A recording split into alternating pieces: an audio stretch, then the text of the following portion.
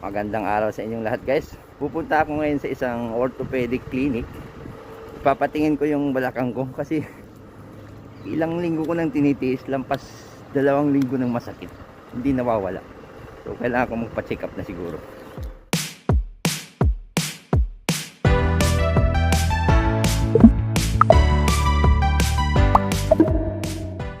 And then ito naman yung nakita kong malapit sa amin. Nilakad ko nga lang. Yan yung orthopedic clinic. Tara, pasok tayo. 1 hour later. Okay guys, kakatapos ko lang magpamasahe. Nagpamassage ako dito sa yan. Abe, massage. Ang pangalan ng doktor, yung therapist doon ay Abe Sang.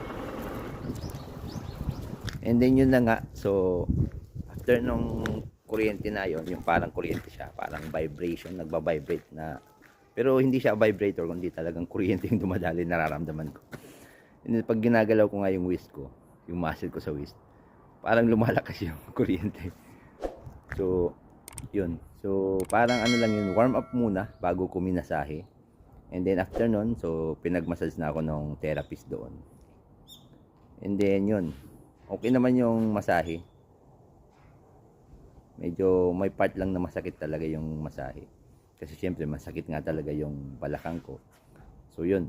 And then sabi nila kung kailan daw ako pwedeng bumalik. Sabi ko, ngayong linggo i-assume ako, or ngayong week ay holiday kasi, isang linggo. Kasi New Year. So sabi nila, pwede naman daw bumalik bukas. And then yung bayad ko pala doon, yung kasi first timer daw, 2,100 yen. And then sa mga susunod daw ay 800 yen na lang. So mura lang naman. So bukas babalik ako, sabi ko. Pwede pa naman bukas. Kasi last day nila bukas, and then ang open nila ulit ay after na ng New Year. So bukas babalik ako ulit. Para ngayong linggo na to na walang kaming trabaho. Yasumi, walang trabaho isang linggo. So sana maayos yung balakang ko, bumalik na sa dati. Kasi medyo nahihirapan na rin ako. Okay, hanggang sa susunod. So mura lang naman pala yung pagpamasahe.